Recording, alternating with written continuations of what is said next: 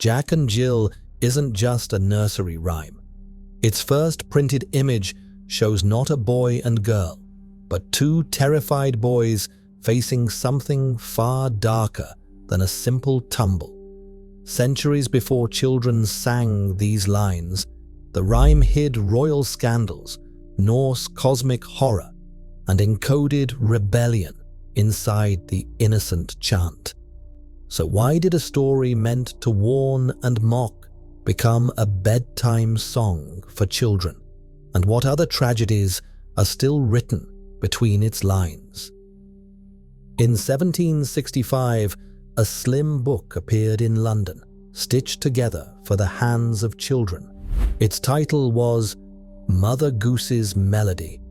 Tucked among its pages, the rhyme now known to millions was printed for the first time. But the illustration beside it was nothing like the picture most people carry in their minds. The woodcut shows two boys, not a boy and a girl, standing at the base of a steep hill.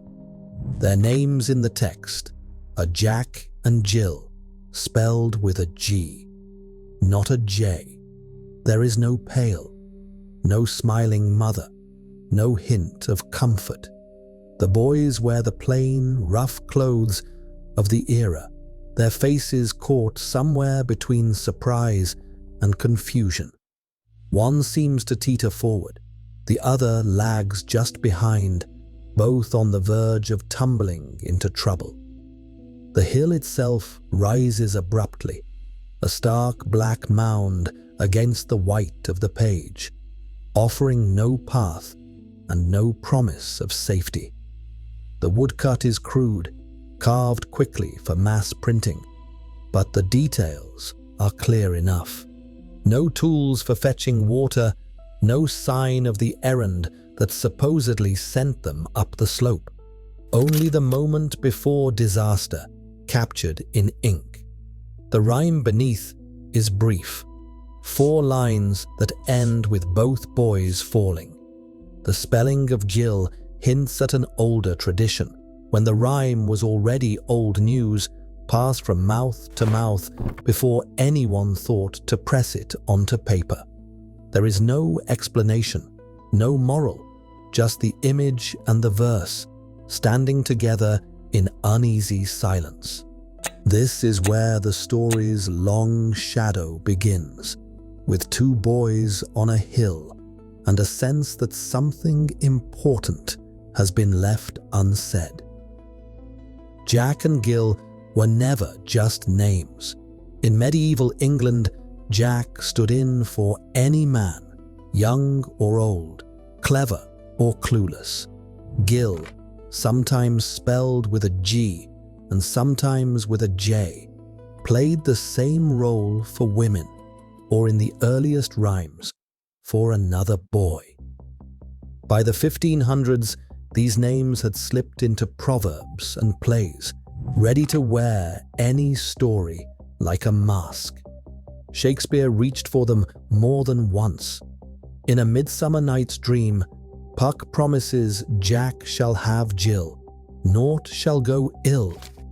The line lands as a wink, a reminder that these names could stand for anyone or for no one in particular.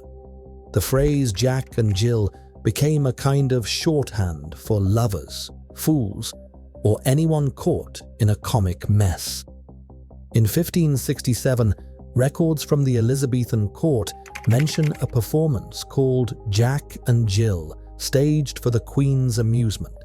It was not a children's tale. It was broad, physical comedy, full of pratfalls, drinking jokes, and sly winks about what happens when boys and girls sneak off together. The names let the performers tell risky truths without pointing fingers. If the story ended in disaster or disgrace, no one in the audience had to see themselves directly reflected on stage. Jack and Jill became the ultimate everyman masks, blank slates for whatever trouble or tragedy needed telling. Their very ordinariness made them perfect for carrying hidden meanings, jokes too sharp for polite company, and warnings that could not be spoken aloud. Over centuries, these names gathered up every secret, every scandal, and every fear that English speakers were too cautious to name outright. Centuries before Jack and Jill stumbled down their hill in English rhyme, a stranger story was told in the far north. In the Prose Edda, written around 1220 in Iceland, two siblings, Huki and Bill, walked from a well called Byrgir, carrying a heavy pail on a pole. The moon god Mani watched them from above. He did not offer light or guidance. Instead, he came down and took them, lifting the children into the sky. There, Huki and Bill became prisoners, condemned to circle the moon forever, their figures said to be visible on clear nights. Some scholars hear their names echoing in Jack and Jill, the Old Norse Huki softening into Jack, Bill into Jill, as centuries of storytelling wore down the edges of language. The pattern remains: two children, a bucket, a journey, and a fall that never ends. In 17th century England, the rhyme took on a sharper edge. Jack and Jill were not just names, they were official measures for ale and spirits. A Jack was a half pint, a gill a quarter pint. King Charles I, desperate for cash, tried to change the rules. He ordered that these measures be shrunk, while prices stayed the same. Every pint poured in the tavern became a silent tax. Parliament's outrage was swift. If the king could shrink a Jack, what else could he take? The conflict over these tiny measures grew into a crisis that helped push the country towards civil war. In the rhyme, the phrase broke his crown lands with a triple weight, a head cracked open, a monarchy under threat, and a measure corrupted. The fall of Jack, the tumble of Gill, became a mocking code, a way to sing about royal overreach without risking the gallows. Even in the nursery, the rhyme carried the scars of myth and the sharpness of politics. On a hillside above the Somerset village of Kilmersdon, the ground still bears the scars of old quarrying, jagged, pale wounds where stone was once cut and hauled away. Local tradition holds that this is the very hill where Jack, a young labourer, met his end. Some say he slipped while climbing to meet his lover. Others whisper about a rockfall in the quarry, a sudden collapse that left his skull shattered on the stones below. The details blur with each retelling, but the ending remains the same. A fatal head injury, a face no one could recognize, and a silence that settled over the village. Jill, sometimes called Gill, was left alone and pregnant, her grief compounded by the weight of scandal.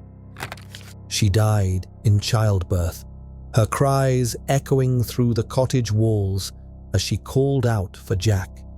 The baby survived, a boy with dark eyes and a stubborn jaw, and the villagers named him for his mother, Gill's son. Generations of Gilsons grew up in Kilmersdon, each one passing the hill on their way to the churchyard, carrying in their name the memory of a secret that never quite faded. Whispers carried the rhyme far beyond the nursery. In kitchens and behind closed doors, mothers repeated it to their daughters with a warning tucked between the lines. The journey up the hill was never just about water. It was about the dangers of slipping away with a boy, even for a moment. Parish preachers saw their own lesson in the verse, weaving it into Sunday sermons as a cautionary tale. Jack's broken crown became a symbol of ruined virtue, a reminder that a single misstep could bring shame on a family and hardship on a young woman. Historian Chris Roberts points out that for generations, the rhyme served as a quiet threat, an easy way to remind girls what could happen if they followed desire up the hillside. The rhyme's simplicity made it perfect for this purpose. No need for lectures or accusations, just 4 lines sung softly, enough to let the warning settle in and do its work. A rhyme that survives for centuries does so by refusing to settle on a single meaning. Like ink layered over faded script, each generation writes its own fears and hopes into those 4 lines. The story's power lies in its ambiguity, never quite revealing whether the fall was punishment, accident, or fate. This uncertainty lets the verse slip through censors and across borders, gathering new interpretations with every retelling. In the 19th century, editors tried to soften the blow by adding a stanza about vinegar and brown paper, a common remedy for bruises. Jack's broken head is mended, the violence tucked away behind a domestic cure, but the core remains unchanged: ascent, fall, and aftermath. The rhyme endures because it can be anything: a cosmic warning, a political jab, a village tragedy, a whispered lesson. Each time it is sung to a child, the old wounds are covered over but never quite healed. The pain lingers beneath the surface, waiting to be heard again. Even now, children recite these 4 lines, unaware they echo centuries of loss, rebellion, and warning. Folklore never forgets. Each rhyme preserves the shadows we inherit. The real tragedy is how easily ancient scars hide in plain sight.